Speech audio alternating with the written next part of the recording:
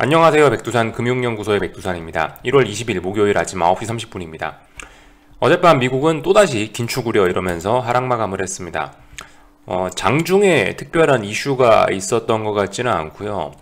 미국장이 마감하고 나서 바이든이 기자회견을 했다고 하는데 이 내용은 조금 우리가 살펴봐야 될 것 같아요. 여기에 좀 내용이 좀 잘 정리가 되어 있어서 요거만 살펴보겠습니다. 연준 관련해서 이런 이야기를 했다라고 해요. 어쩌고저쩌고 해서 이거죠. 시장이 주목한 건 요거라고 생각해요. 인플레이션이 고착화되지 않도록 해야 된다. 파월이 금리 인상하는 거, 양적 긴축하는 거 용인해 주겠다. 요런 이야기로 받아들이면 되겠죠. 이 바이든 같은 경우도 지금 이제 인플레 이런 것 때문에 지지율이 많이 떨어지고 있는 상황이라 인플레는 어쨌든 바이든한테도 파월한테도 심각한 위협이 되고 있죠. 그러니까 어쨌든 요런 당연한 이야기를 했습니다. 이거에 영향을 많이 받았을 것 같아요. 미국 주식시장은요. 혹은 미국 금융시장은 이런 거에 영향을 많이 받았을 것 같고요. 그 외에 이제 여러 가지 이슈들, 러시아 우크라이나 이슈 당연히 러시아 니네 우크라이나 침공하지 마라 라고 했겠죠. 그렇다라고 해서 지금 이런 이야기가 갑자기 우크라이나와의 러시아 우크라이나의 어떤 지정학적 리스크를 갑자기 확 감소시키냐, 그거는 아니죠. 여전히 어쨌든 이 이슈는 지속 중인 거고, 그 러시아와 미국의 갈등 정도가 자꾸 심해지고 있는 그런 상황으로 보면 되겠죠. 이런 이야기 했다라고 해서 사태가 안정되고 이건 아니라는 거죠. 그리고 국제유가 관련된 이야기도 좀 하긴 했네요. 전략 비축유 방출 이어나갔다 이런 이야기, 원유 공급 확대를 위해 노력할 것이라 했으니까 유가는 조금 하락했을 가능성이 높겠죠. 요 정도. 그리고 미중무역 분쟁 관련된 이야기도 했는데 요 이야기는 여기 안 써 있네요. 미중무역 분쟁 관련된 이야기는 어디에 돼 있더라? 한마디 정도 하고 넘어간 것 같아요. 여기 있다. 중국산 수입품 관세 철폐 질문에 미국산 물품 구매 약속부터 지켜야 된다라고 해서 딱히 이것도 그죠? 미중무역 분쟁 관련된 것도 딱히 어떤 해결되거나 이런 건 없고 그냥 원래 가던 그대로 간다. 요렇게 보시면 되겠습니다. 특별한 거 없다. 이 사진이 참 인상적이네요. 아무튼 바이든 연설이 장 마감하고 나왔는데 어쨌든 주식시장은 선반영이라는 개념을 적용을 시켜야 될지 어쩔지, 하여튼 방금 전에 텔레그램 내용을 보면은 미국 주식시장 마감하고 나서 바이든이 연설을 했잖아요. 근데 미국 주식시장은 어쨌든 먼저 빠졌다라는 겁니다. 참 재밌죠. 이런 것도 선반영이라고 봐야 되는지, 하여튼 주식시장에 어쨌든 이 금융시장의 그 선반영이란 개념 이런 게 정말 재밌긴 합니다. 아무튼 선반영에 관련돼서 요즘 다양한 이야기들을 좀 드리고 있는데, 그러니까 이게 근사하게 표현하면 선반영이죠. 근데 이제 제가 이해하는 선반영이란 개념은 좀 구체적으로 설명을 드리면은, 결과적으로 이 금융시장은 내가 싸게 사서 누군가한테 비싸게 팔고 싶은 그런 투기적인 마인드가 기본에 깔려 있는 거잖아요. 그러니까 너무 많이 움직여버리면 그쪽으로 더 이상 재미를 보기 어렵게 되죠. 무슨 이야기입니까? 조금 구체적으로 이야기를 드리면, 주식이 적당히 올라와 있으면 계속 올리기 좋은데 너무 많이 올라와 있으면은 상승시키는데 돈도 많이 들고 상승을 시켜봤자 메리트가 좀 떨어질 수 있어요. 돈 버는 게 어려울 수 있단 말이에요. 너무 많이 올라버리면. 그러면 그럼 하락시키기, 그래서 오히려 너무 많이 올라가 버리면은 하락시키는 게 돈을 더 많이 벌 가능성이 있으니까 하락을 시켜버리고, 반대의 경우 주식시장이 적당히 빠지면은 하락으로도 돈을 벌기 좋죠. 근데 너무 많이 빠져버리면 하락에도 돈이 더 많이 들고 이게 장사가 안 된단 말입니다. 너무 많이 빠져버려서 오히려 상승이 메리트가 있으면 그땐 상승시키고, 어쨌든 주로 이제 단기적인 측면에서 이렇게 보는 게 좋을 것 같고, 중장기적인 측면에서도 크게 다르지는 않다라고 봐요. 중장기적인 측면에서도 너무 많이 올라가서 주식이 비싸서 메리트가 없으면 하락시키기도 하고, 어쨌든 저는 일단 그런 개념으로 봅니다. 이건 한편으로 일단 제가 이렇게 표현하기도 하는데, 모든 시세는 투매에서 시작해서 오버슈팅으로 끝난다, 이렇게 표현하기도 하는데요. 저만의 표현 방식인데, 그죠? 모두가 하락을 봐서 더 이상 하락하기 어려워지면 그때부터 이제 추세가 반전이 일어난다고요. 그리고 모두가 위쪽을 봐서 더 이상 올라가기 힘들고 위쪽으로 올라가는데 메리트가 없으면 큰 틀에서 봤을 때 결과적으로 시장은 아래쪽으로 방향을 틀고, 언제까지 빠지냐? 투매 나올 때까지, 모두가 하락을 봐서 하락으로 재미없을 때까지 빠진다고요. 이 기본적인 논리. 요거를 이제 간단하게 있어 보이게 표현을 하면 선반영, 그죠? 이런 개념을 어쨌든 좀 빨리빨리 이해를 해야 될 겁니다. 물론 솔직히 좀 많이 좀 사기적인 개념이죠. 좀 말도 안 되는 그런 개념이긴 한데, 근데 이 말도 안 되는 개념이 주식시장, 금융시장을 지배하고 있기 때문에 우리는 뭐 좋든 싫든 간에 일단 그런 개념, 그런 좀 불합리해 보이는 그런 점도 받아들여야 된다. 예. 어쩔 수가 없습니다. 원래 이 바닥이 반쯤 이성적이고 반쯤 비이성적인 그런 공간이라서요. 예. 아무튼 그래서 이런 이야기 좀 드려봤고, 어젯밤에 그래서 하락 마감했다라는 거, 어젯밤에도 어젯밤에 혹시나 뭐 반등할 수 있나 싶어서 금리가 어떻게 되나 잘 보자라고 어제는 이야기 드렸는데, 결과적으로 뭐 미국 주식시장 같은 경우 장중에 또 보니까 금리가 올라갔던 모양이에요. 그래가지고 이 장 초반에, 제가 장 초반에 잠깐 미국 주식시장 보고 잤거든요. 장 초반에 금리가 굉장히 많이 내려오더라고요. 굉장히 많이 내려왔는데 결과적으로 장중에 굉장히 많이 내려오니까 아래 꼬리를 달아버렸죠. 예. 아래 꼬리 달면서 금리가 올라오면서 결과적으로 주식시장이 계속 빠진 것 같습니다. 하여튼 이제 10년물 국채금리 같은 경우는 어제 하락 마감하긴 했는데 꼬리가 또 장난이 아니게 길게 보이죠. 어쨌든 뭐 단기간에 너무 상승이 급해서 지금 조금 이런 상승의 흐름이 주춤하는지는 모르겠는데, 단기적으로 봤을 때 이렇게 아래 꼬리 달고 어젯밤에는 어쨌든 반등한 셈이기 때문에 미국 장중에는요 주식시장이 뭐 약세를 보인 것 같다, 이렇게 보면 될 것 같아요. 2년물 금리도 뭐 그런 모습이에요. 2년물 금리도 보시다시피 장 초반에는 빠지다가 결과적으로 장중에 다시 아래 꼬리 달고 올라와 버렸죠. 이게 또 올랐다. 이러니까 긴축 우려, 이런 이야기 나오면서 주식시장이 흔들렸습니다. 뭐 특별히 제가 뭐 드리고 싶은 이야기는 없고요. 기술적인 점검만 하면 될 것 같습니다. 어쨌든 지금 긴축 우려로 계속 시장이 자빠지고 있으니까 이제 뭐든 그냥 단순히 기술적인 이야기나 좀 하고, 4540이라는 자리 중요하다라고 말씀드렸습니다. 굉장히 중요한 자리고요. 직전 고점이었고,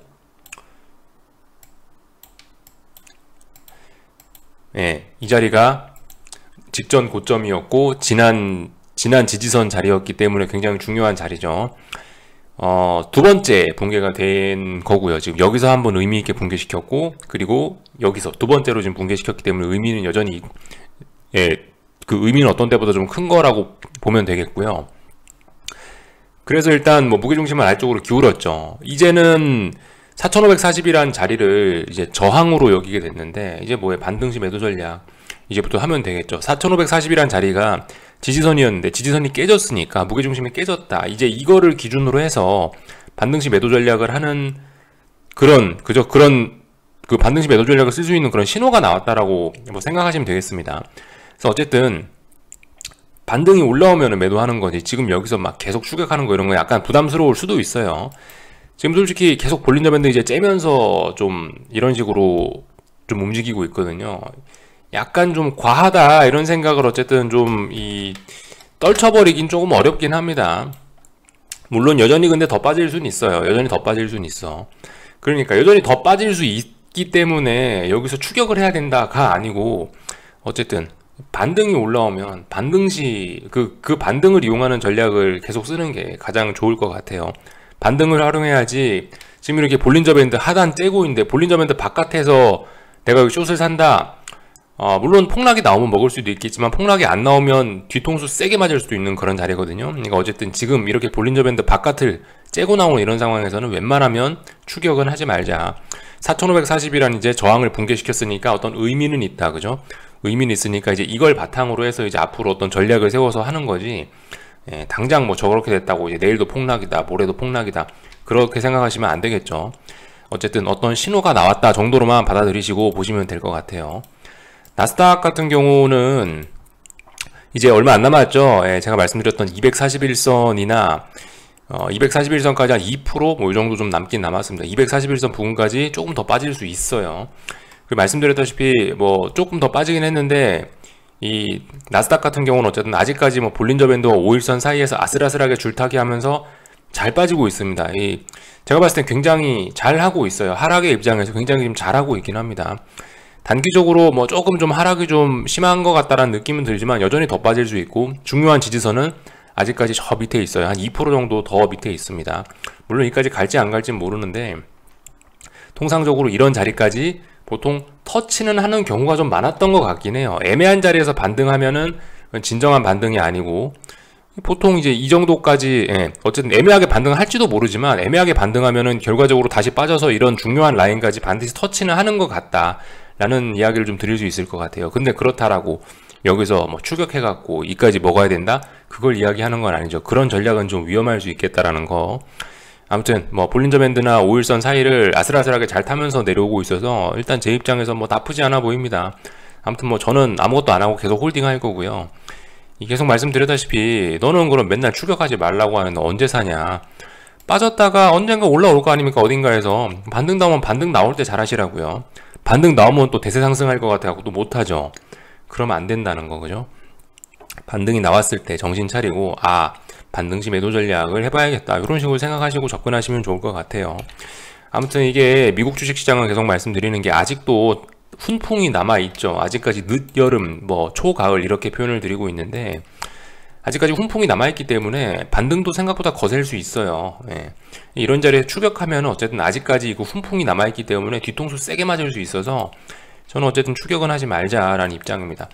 추격은 제가 봤을 때 뭐 추격을 해야 된다라면은 글쎄요, 뭐 숏을 추격할 때가 온다면은 그거는 저기 아마 하락의 끝자락에서 막 빅스가 막 40에서 80 가고 그런 상황에서나 좀 추격을 하는 게 옳지 않나라는 생각이 들고, 한겨울에 추격은 숏 추격은 한겨울에 막 눈이 펑펑 내리고 있을 때 그런 데 추격을 하는 거죠.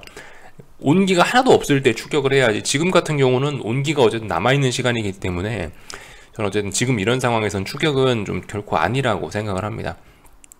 아무튼 아직까지 볼린저 밴드를 째지도 않았고 잘 빠지고 있다 생각하고, 지지선은 좀 더 밑에 있다, 조금 더 빠질 수도 있을 것 같다. 근데 아무튼 이런 자리에서 지나치게 막 볼린저 밴드를 째면서 하락하는 거는 저는 바라지 않는다. 근데 어쨌든 어젯밤에는 그럭저럭 잘한 것 같습니다. 예. 오히려 어젯밤에 갭상승 출발하고 위쪽으로 잠시 상승을 하려고 했던 것이 오히려 독이 돼가지고 신나게 빠졌죠. 예. 하여튼 뭐 잘 빠졌다. 저는 아무것도 안 하고 계속 그냥 구경이나 할 거다라는 거, 특별히 뭐 드릴 이야기는 없고요. 예, 체크만 하고 뭐 넘어가면 될 것 같습니다. 달러 인덱스는 어제 살짝 빠졌는데 아무튼 잘해야 되겠죠. 지금 위쪽으로는 또 저항들이 많아요. 지금 여기도 저항이고요, 여기도 저항이고, 그렇기 때문에 어쨌든 일단 하방 경직성도 어느 정도 확인을 했고, 일단은 뭐 반드시 쉬어가긴 해야 될 자리입니다. 여기 중요한 저항이 있죠. 저항이니까 일단 쉬어가긴 해야 될 거예요. 그렇다고 지금 달러가 아래쪽으로 계속 가기 쉽겠냐? 그렇진 않아 보이죠. 바이든하고 러시아하고 계속 토닥토닥 싸우고 있고, 지정학적 리스크, 긴축 등등 수많은 재료들이 이 하방 경직성을 만들어주고 있기 때문에 달러가 아래쪽으로 가는 건 쉽지가 않아 보인다라는 이야기 계속 드리고 있습니다. 특별히 뭐 나머지 드릴 만한 이야기는 없는 것 같아요. 뭐 뉴스도 딱히 없었고요.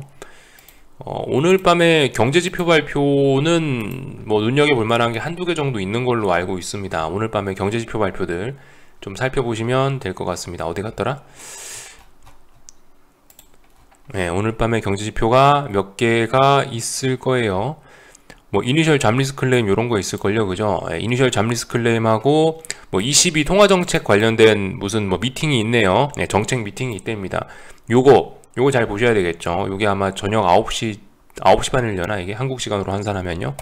이거 오늘 밤에 있는 이벤트 요런 거 하고 이니셜 잡리스 클레임 요 정도. 뭐 제조업 지표도 나오네요. 하여튼 지표들 몇 개 나오니까 요거 참고하시면 될 것 같고요. 그리고 지금 여기엔 나와있지 않은데 잠시 후 오전 10시 15분에 중국에서 금리 결정이 있거든요. 그 부분은 좀 잘 보셔야 될 것 같습니다. 어디에 나와있더라? 제가 어제 여기 어디서 봤는데 이건가? 이거 아니네요. 하여튼 제가 그냥 말로만 그냥 말씀드릴게요. 하여튼 10시 15분쯤에 LPR 금리라는 게 결정이 된다고 합니다. 중국에서요. 일단은 금리 인하를 한다는 걸로 시장이 예상을 하고 있고요. 그 금리 인하 폭이 얼마나 될 거냐가 이제 시장의 관심사라고 합니다. 그래서 그런 부분 좀 주목하시면 좋을 것 같아요. 근데 일단은 뭐 이런 지표 발표는 뭐 지표 발표가 어떻게 나오든 간에 솔직히 저는 일단 오늘 한국 주식시장은 그냥 하방 경직성 정도 확보가 될 것 같아요. 한국 같은 경우는 이미 좀 어제 이미 볼린저 밴드를 좀 짠 상황이고, 그래서 지금 보시면 미국이 어제 미국이 1% 빠졌잖아요. 미국이 1% 넘게 빠졌는데도 불구하고 지금 버티잖아요. 왜 그렇겠습니까? 결과적으로 예, 선반영, 그죠? 너무 아래쪽으로 많이 해먹은 거예요. 제가 봤을 때 단기적으로. 그러니까 더 이상 빠지지는 않고 있죠. 미국이 빠지더라도요. 여기서 LPR 금리 뭐 그런 게 발표가 돼서 쇼크가 나오든 서프라이즈가 나오든 간에 어쨌든 시장은 저는 안 빠지고 오히려 올라가려고 할 것 같다라는 생각은 들거든요. 아무튼 그렇다라고 해서 뭐 오늘 당장 여기서 막 숏을 막 몽창 집어사고 천천히 하네. 천천히. 제가 말씀드렸다시피 시간이 많이 걸릴 거예요. 이게 제가 봤을 때 하루 이틀로 여기서 싸움이 끝나지는 않을 겁니다. 좀 오랜 시간이 걸릴 거거든요. 그렇기 때문에 너무 마음 지금 급하게 먹을 때는 아닌 것 같고 천천히 하셨으면 좋겠고요. 코스닥도 같은 자리예요. 코스닥도 말씀드렸다시피 워낙 중요한 자리니까 이런 중요한 자리를 하루 이틀 만에 이걸 싸움을 끝내고 방향성을 결정하겠어요. 더군다나 이게 개별 종목이 아니고 지수인데 오래 걸릴 겁니다. 그러니까 아무튼 뭐 다음 주 내내 매수한다, 뭐 다음 주 내내 뭐 숏을 매집한다 이런 생각 갖고 접근하는 게 그냥 뭐 좋을 것 같아요. 뭐 물론 다음 주 뭐 이후에는 뭐 급락한다 지금 이런 걸 이야기하는 건 아니고요. 그냥 마음가짐을 여유롭게 가지자. 지금 이런 상황에서 오늘 당장 뭐 숏을 사고 너무 마음 급하게 먹으면 재미없을 수 있다라는 거예요.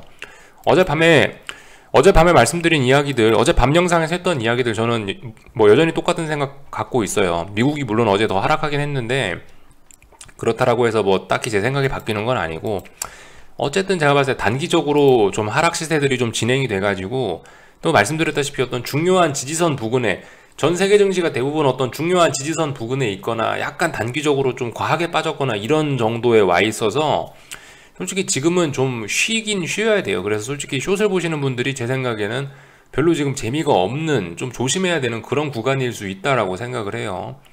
이걸 이제 세련되게 표현하면 선반영, 그죠? 네, 그렇게 표현할 수 있을 것 같아요. 그렇기 때문에 아무튼 이 시간이 좀 많이 필요할 거다. 이게 그래서 더욱더 어렵습니다. 상승은 뭐 비리비리하게 오르는 듯 안 오르는 듯 그렇게 해서 오랫동안 오를 수 있지만 하락은 어쨌든 이게 불 조절이 참 잘 안 돼요. 하락은 그죠? 아무도 몰랐으니까 하락하고 아무도 몰랐으니까 급락하고 폭락하는 거거든요. 그렇기 때문에 이 하락은 기본적으로 깜짝이라는 그런 의미가 좀 내포가 돼 있는 것 같아요.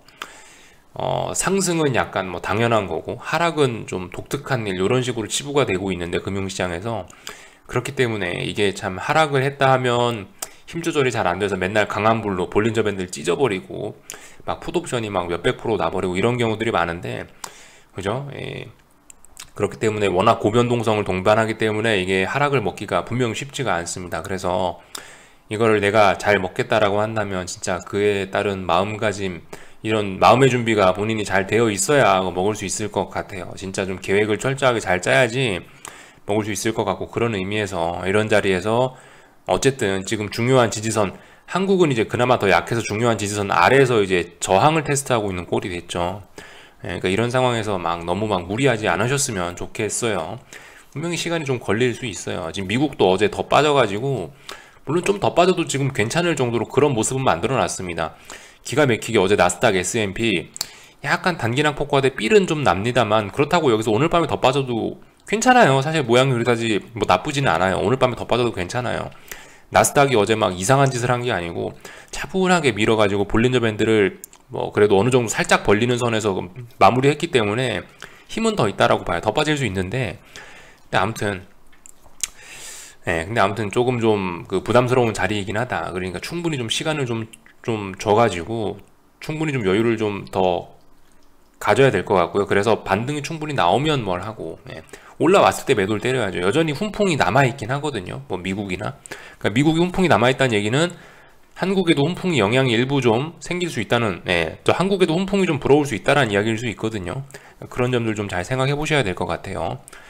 하여튼간 마음 너무 급하게 먹어 추격하지 말자라는 이야기 드렸고요. 10시 15분에 저기 중국 LPR 금리 그거 한번 잘 보시면 될 것 같습니다. 여기까지 할게요. 궁금한 거는 리플 남겨주시고요. 오늘 저녁에 뵙도록 하겠습니다.